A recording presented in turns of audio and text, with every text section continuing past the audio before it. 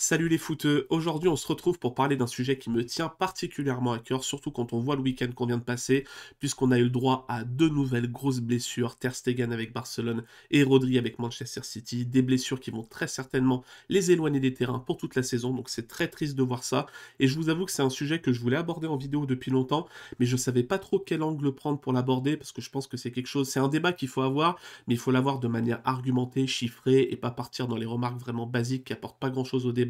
Et je vous avoue que le déclic, je l'ai eu là en ce début de semaine quand j'ai vu le calendrier de Manchester City, parce que je sors la vidéo mardi. Manchester City a donc joué dimanche après-midi contre Arsenal, et ils enchaînent ce soir, le mardi soir, un match de Cup contre Watford. Je sais pas si on se rend compte, ils ont joué un match de PL, en plus un match de PL ultra important, si ce n'est pas le gros match de la saison, le dimanche après-midi, et ils enchaînent le surlendemain, le mardi soir, avec un match de Cup contre Watford, qui sont en plus une équipe, c'est pas du tout un match donné. Donc quand j'ai vu ça, je me suis dit, ouais, c'est un sujet qu'il faut qu'on aborde et il faut qu'on traite ça en vidéo. Mais avant de rentrer dans le vif du sujet avec des chiffres, je voulais quand même qu'on traite de la petite remarque que vous avez forcément pas vu passer autour de ce débat, qui est de dire, ce sont des joueurs qui sont payés des millions d'euros, ils n'ont pas à se plaindre, ils ont qu'à jouer, moi j'adorerais toucher leur salaire, donc ils n'ont pas le droit de se plaindre. Je trouve cette remarque assez réductrice pour deux arguments principaux. Le premier, c'est que on sait très bien, l'argent ça permet pas de se payer un corps tout neuf, t'auras beau être millionnaire, quand ton corps il est éreinté par le temps et les efforts, et bah tu pourras rien y faire, ça on a tendance à l'oublier. Et ce qu'on a aussi tendance à beaucoup oublier, c'est que la carrière d'un footballeur à l'échelle d'une vie, c'est assez éphémère. Quand un footballeur se blesse gravement à l'âge de 28-29 ans et est obligé de terminer sa carrière professionnelle, on parle de joueurs qui parfois ne touchent pas des millions d'euros par an, qui ont fait des centres de formation, qui ont des petits diplômes mais qui n'ont absolument aucune expérience dans un domaine, donc c'est très compliqué pour eux d'enchaîner sur une vie entre guillemets normale. Et ça, on a tendance à trop l'oublier. Par contre, ce qu'on peut prendre en compte avec cet argument, et il faut aussi que les joueurs soient honnêtes là-dessus et se rendent compte de ça, c'est que les salaires des footballeurs, ils font qu'augmenter dans le temps. Mais si les salaires des footballeurs, ils font qu'augmenter dans le temps, c'est aussi parce qu'il y a de plus en plus de matchs, que ça ramène de plus en plus de revenus aux fédérations et aux clubs, ce qui permet d'augmenter ces salaires-là. Donc ce qu'on peut dire aussi, c'est que les joueurs, oui, ils ont raison peut-être de se plaindre, de faire valoir leurs droits, mais il faut aussi être honnête et voir les deux revers de la médaille. Tu peux pas te plaindre de trop jouer et voir ton salaire augmenter à côté de ça. Si tu veux peut-être moins jouer, oui, il faut être lucide et se dire, je veux moins jouer, mais dans ce cas-là, j'accepte d'être payé moins. Est-ce que les joueurs sont capables de faire ce travail sur eux-mêmes et de se dire, j'accepte d'être payé moins si je joue moins? Ça, je le sais pas, mais je voulais quand même traiter ça avant qu'on rentre dans le vif du sujet avec des chiffres. Et justement, pour traiter ce sujet, j'ai décidé de me baser sur le très bon rapport de la FIFPro. Pour ceux qui connaissent pas la FIFPro, c'est le syndicat des joueurs, une association qui représente environ 65 000 joueurs professionnels dans le monde. Et justement, ils ont réalisé un très beau rapport sur ce sujet-là qui est très complet, plus de 50 pages. Donc on va aborder quelques graphiques ensemble. Je vous mets le lien en commentaire de la vidéo. Alors franchement, le lire c'est assez complet, c'est 50 pages en anglais, donc je pense que personne ne va le faire. Mais il y a plein de graphiques qu'on va traiter en vidéo, mais que j'aurai pas forcément le temps de mettre dedans. Allez voir le rapport parce que c'est très complet et c'est très très intéressant. La FIFPro a donc fait tout un travail de projection sur les prochaines années pour essayer de déterminer quelle va être la charge de travail de joueurs entre 20 et 25 ans qui vont jouer plus de 10 ans. Et franchement, les résultats, c'est très très impressionnant. Vous avez à l'écran l'exemple avec Jude Bellingham, donc la projection de son nombre de matchs à la fin de sa carrière. Et la FIFPro projette que Jude Bellingham, qui évolue dans une grande équipe, qui joue beaucoup de matchs en Ligue des Champions, qui est titulaire indiscutable en Angleterre, il pourrait arriver à un total de 1224 matchs à la fin de sa carrière. Et quand on compare avec ses compères anglais, de la génération précédente, des Beckham, des Lampard et des Rooney, on voit que le nombre de matchs, il y en a quasiment plus de 400 par rapport à Beckham, Rooney, plus de 200 par rapport à Lampard. C'est vraiment impressionnant. Et en dessous, vous avez le temps de jeu d'un Florian Wirtz. Ça me tue à chaque fois que je le vois. Florian Wirtz a déjà joué 11 501 minutes à 21 ans. Si on compare avec Michael Ballack, qui n'avait joué que 4100 au même âge, et on rappelle quand même que Florian Wirtz s'est fait les croisés et a été absent plusieurs mois à cause des croisés. Donc le nombre de minutes, quand on compare deux joueurs, c'est impressionnant. Pareil avec Vinicius, qui a déjà joué 369 matchs dans sa carrière, là où Ronaldinho, au même âge, en avait joué à peu près la moitié, 163. Donc rien que ces chiffres-là en intro, c'est déjà impressionnant et ça permet de voir le monde différent dans lequel évolue le football en 2024. Et il y a un paramètre qui est très peu évoqué quand on évoque ce débat, et je trouve que la FIFPro l'a très bien mis en avant, ça concerne surtout les joueurs d'Amérique du Sud qui évoluent en Europe, c'est les temps de trajet, notamment pour les trêves internationales. On voit que par exemple un Cristiano Romero sur une saison, eh ben, il passe plus de 200 heures dans l'avion. Et je sais pas si on se rend compte de ça, mais c'est hyper fatigant, parce que quand on parle de voyage entre l'Europe et l'Amérique du Sud, bah, on parle aussi du jet lag, du voyage, enfin c'est hyper éreintant pour quelqu'un.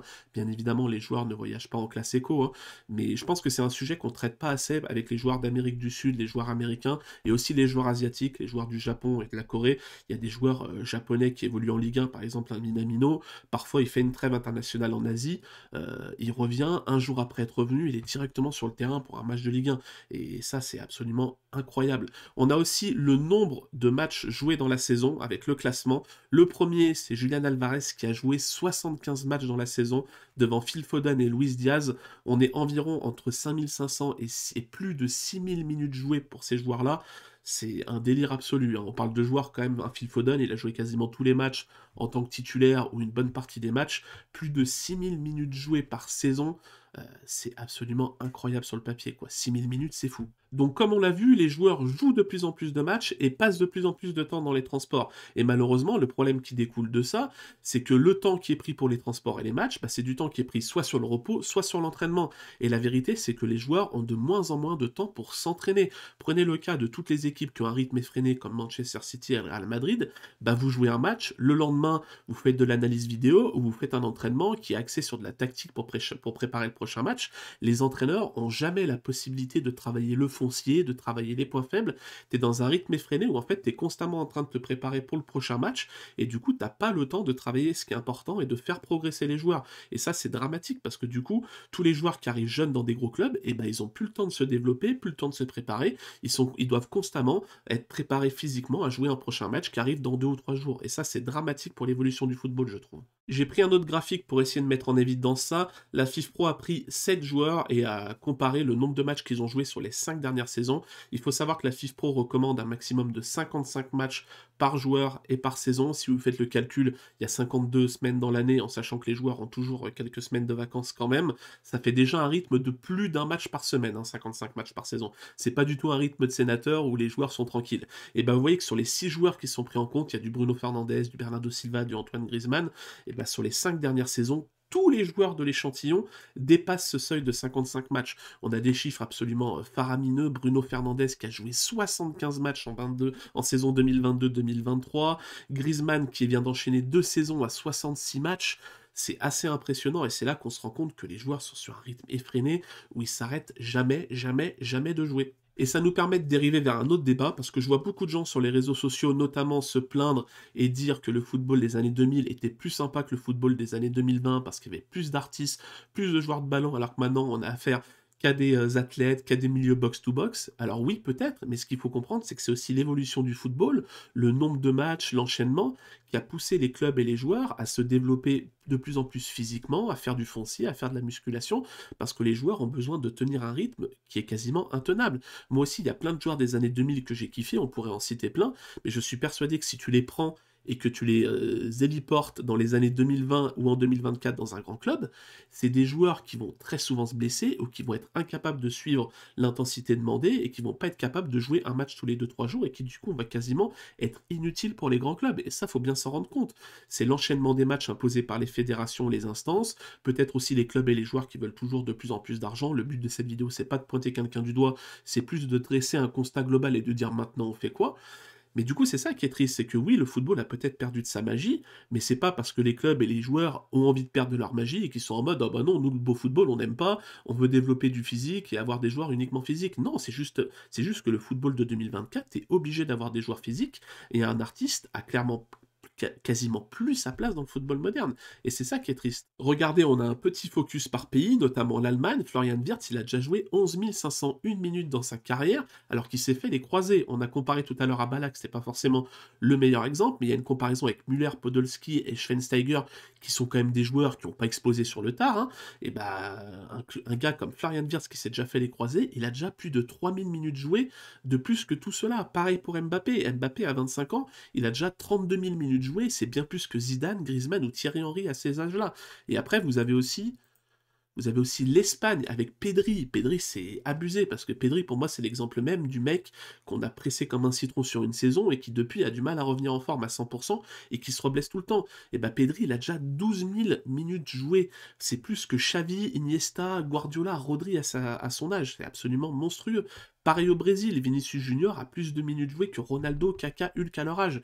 Et vous voyez d'ailleurs un Neymar qui avait encore plus de minutes jouées que Vinicius Junior, on peut se poser la question, est-ce que les blessures à répétition de Neymar qui sont arrivées à partir de ses 25 ans, elles viennent pas du fait que quand il était jeune, il a été pressé comme un citron et il était déjà à 32 000 minutes jouées à 24 ans. Je ne sais pas si on se rend compte de la dinguerie, 32 000 minutes jouées à 24 ans. Je pense que le mec a été pressé comme un citron et que son corps a lâché, et on sait que dans le football, quand le corps lâche une bonne fois pour toutes, et ben il lâche une bonne fois pour toutes et c'est quasiment impossible de revenir au haut niveau à 100%.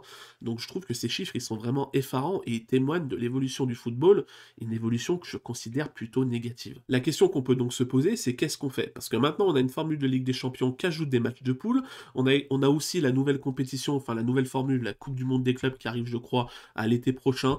Dites-moi en commentaire si vous êtes hypé par cette compétition. Très honnêtement, je regarde beaucoup de football pour le travail, et la Coupe du Monde des clubs, j'en ai absolument rien à faire. J'ai 0% de hype pour cette compétition, et j'aimerais bien savoir si je suis le seul, parce que je pense pas être le seul. Du coup, la question, c'est qu'est-ce qu'on fait maintenant? Parce qu'on rajoute de plus en plus de matchs au calendrier, c'est quoi la finalité? Est-ce que la finalité, c'est de dire aux grands clubs, vous jouerez un match tous les 3 jours, toute l'année? Parce que si on en arrive là, il va pas falloir se plaindre que le football évolue encore plus vers des athlètes, et qu'au final, on n'aura plus du tout d'artistes, mais on aura juste des athlètes capables d'enchaîner des 10 000 mètres tous les 3 jours. Donc c'est plus possible, c'est plus possible. Je pense qu'il faut parler de ça, bien évidemment, à notre échelle, on ne peut pas faire grand-chose. Je pense que la meilleure chose à faire, c'est aussi de considérer ce que peuvent dire les joueurs là-dessus.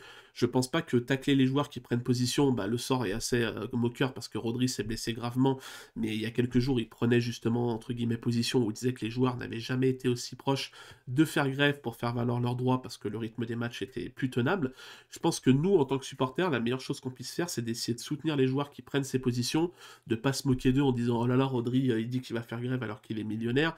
Si on aime vraiment le football, qu'on aime ce qu'est le football de son côté artiste-jeu, on est obligé de défendre les joueurs de ce côté-là, sans pour autant totalement fermer les yeux, et quand un Rodri prend cette position, lui dire « Bah oui, t'es bien gentil mon coco, mais si tu veux jouer moins de matchs, il faut aussi peut-être que tu t'assoies sur une partie du salaire ». Faut pas rentrer dans un débat où c'est noir ou blanc, selon moi, où on est en mode « Ah non, les joueurs sont trop payés », ou en mode « Non, faut absolument défendre les joueurs ». Pour moi, il y a des arguments des deux côtés qu'il faut faire valoir, mais si on est spectateur du football, qu'on aime le football, il faut absolument parler de ça, il faut pas laisser passer ça, parce que j'ai très peur que dans quelques années, moi personnellement, bah, je sois dégoûté du football, parce que c'est plus du tout ce que j'aime dans le football, et qu'on se retrouve à regarder de l'athlétisme. En tout cas, merci d'avoir suivi cette vidéo, j'espère que c'était clair. C'est toujours compliqué sur un sujet aussi vaste de bien mettre en ordre ses idées pour pas que ce soit trop brouillon. Dites-moi en commentaire ce que vous en pensez, si vous êtes d'accord avec moi ou si vous trouvez peut-être que j'en fais trop sur le sujet, parce que c'est possible vu que c'est un sujet qui me touche et qui m'impacte personnellement en tant que fan de football, j'en fais peut-être un peu trop. Donc si vous n'êtes pas d'accord avec moi, dites-le moi en commentaire respectueusement évidemment, mais ça m'intéresse limite plus si vous n'êtes pas d'accord avec moi que si vous êtes d'accord avec moi, parce que c'est justement cet échange-là qui est intéressant. Mais voilà, faites-moi votre retour, et puis on se dit à plus dans une nouvelle vidéo. Ciao l'équipe!